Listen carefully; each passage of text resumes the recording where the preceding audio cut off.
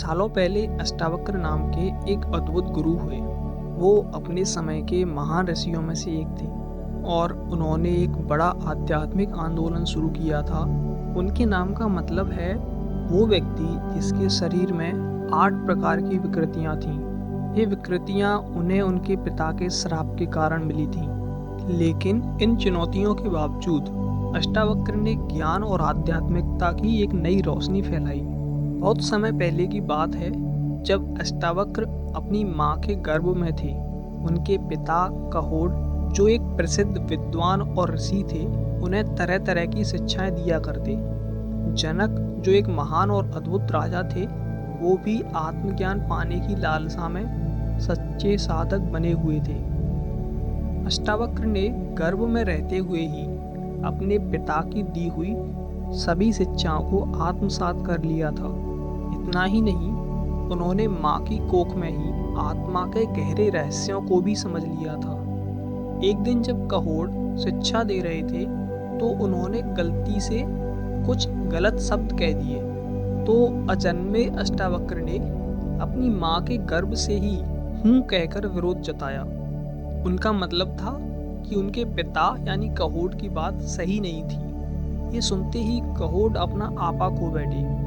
उन्होंने गुस्से में अपने अजन्मे बेटे को श्राप दे दिया कि वो 8 अंगों से विकलांग पैदा होगा। परिणाम स्वरूप अष्टावक्र का जन्म विकृत शरीर के साथ हुआ। उनके दोनों हाथ, पैर, घुटने, छाती और गर्दन टेढ़े थे, लेकिन उनकी आत्मा और ज्ञान की शक्ति इन विकृतियों से कहीं ऊपर थी। जब अष्टावक्र बड़े हुए तो एक दिन अपने पिता के साथ राजा जनक के दरबार में गए। वहाँ एक शास्त्रार्थ का आयोजन किया गया था, जिसमें कई विद्वान और ऋषि भाग ले रहे थे।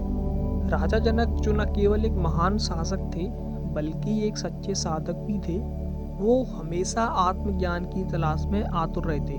जब अष्टावक्र ने दरबार में अपने विचार प्रस्तुत किए तो सभी उनके टेढ़े मेढ़े शरीर और उनके ज्ञान के तेज के बीच का विरोधाभास देखकर हैरान रह गए।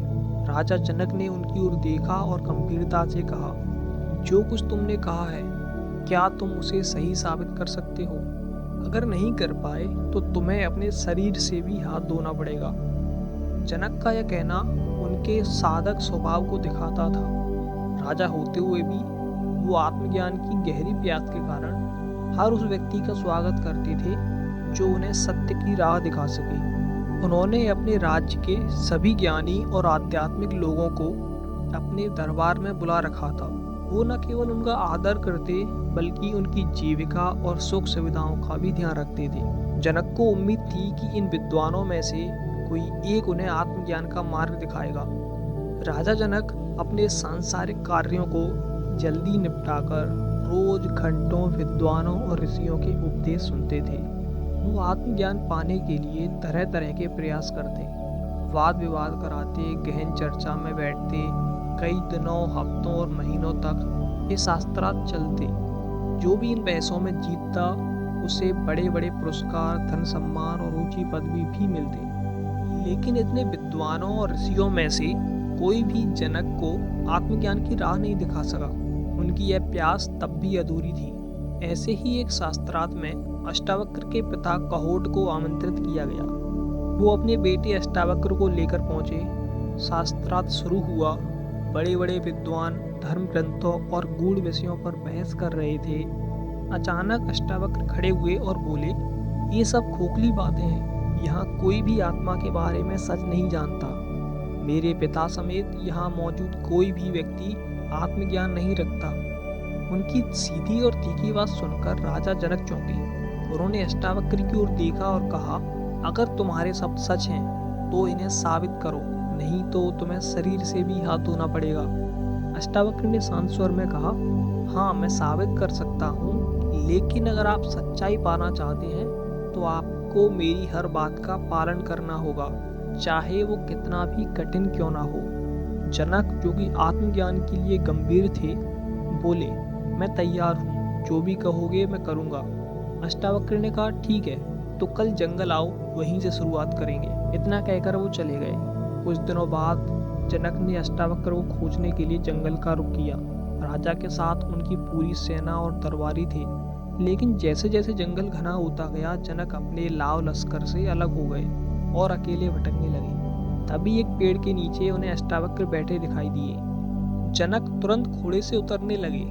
उनका एक पैर रकाब में था और दूसरा हवा में। तभी अष्टावक्र ने कहा, रुको, वहीं रुको। जनक वहीं रुक गए। इस असुविधाजनक स्थिति में हवा में झूलते हुए वो काफी समय तक रुके रहे। कुछ कहानी कहती है कि वो उस स्थिति में लगातार खड़े रहे। कुछ कथाओं में ये कई सालों तक बताया गया है, तो कुछ कहती हैं ये केवल एक पल का अनुभव था। पर समय से ज़्यादा यह महत्वपूर्ण था कि जनक ने पूरे समर्पण और निर्देशों के पालन की जो भावना दिखाई, उसी ने उन्हें आत्मज्ञान की ऊंचाई पर पहुंचा दिया। वो वहीं रुक गए जहां रुकने की जरूरत थी, और वहीं उस पल में उन्होंने सत्य को पा लिया। आत्मज्ञान का अनुभव करने के बाद राजा जनक घोड़े से उतरे और सीधे अष्टावक्र के चरणों में झुक गए। उनकी आंखों में कृतज्ञता और विनम्रता झलक रही थी। जनक ने कहा, अब मेरे लिए महल, राज्य और यह सारा वैभव बेमानी हो गया है। मैं इन सब से दूर होकर बस आपके चरणों में बैठना चाहता हूँ। कृपया मुझे यहीं रहने की इजाज़त दें। अष्टावक्र ने शांत और गहरी आवाज़ में कहा, राजन, अब जब तुमने आत्मज्ञान पा लिया है तो आपका जीवन आपकी इच्छाओं या पसंद नापसंद से संचालित नहीं हो सकता। यह अब आपके बारे में नहीं है। आपकी जनता का यह अधिकार है कि उन्हें एक आत्मज्ञानी राजा मिले। आपका कर्तव्य है कि आप अपनी प्रजा की सेवा करो। जनक ने अष्टावक्र की बात मानी और अनिच्छा के साथ अपने महल लौट गए। लेकिन जब उनका जीवन पूरी तरह बदल चुका था, वो एक आत्मज्ञानी राजा बन गए, जिन्होंने न केवल अपनी प्रजा के लिए बल्कि पूरे राज्य के लिए एक आदर्श स्थापित किया। जनक की प्रजा के लिए वह किसी वरदान से कम नहीं थे। वो आत्मज्ञान के प्रकाश में रहते हुए अपने राजधर्म का पालन पूरी ईमानदारी से करते थे। उनके न्याय और दया ने राज्य को एक नई दिशा दी। हालांकि महल के वैभव में रहते हुए भी जनक का मन अष्टावक्र के पास खिंचता रहता। जब भी उन्हें राजकाज से थोड़ी फुर्सत मिलती, वो अष्टावक्र के आश्रम की ओर चल पड़ते। भारत के इतिहास में कई राजा हुए हैं जिन्होंने सब कुछ त्याग कर साधु का जीवन चुना, जैसे गौतम बुद्ध, महावीर। लेकिन एक आत्मज्ञानी राजा सांसारिक जिम्मेदारियों को भी निभाए और आत्मज्ञान के स्तर पर स्थित रहे। जनक जैसे व्यक्ति विरले ही हुए। उनका जीवन इस बात का प्रमाण था कि ज्ञान और कर्तव्य का समन्वय किस प्रकार किया जा सकता है। संसार में रहकर भी भगवान को भजा जा सकता है, उनको पाया जा सकता है। मायने नहीं रखता कि शरीर संसार में कितना लिप्त है। जरूरी है कि आपका चित्त हर पल हर समय केवल ईश्वर के ध्यान में मग्न रहे।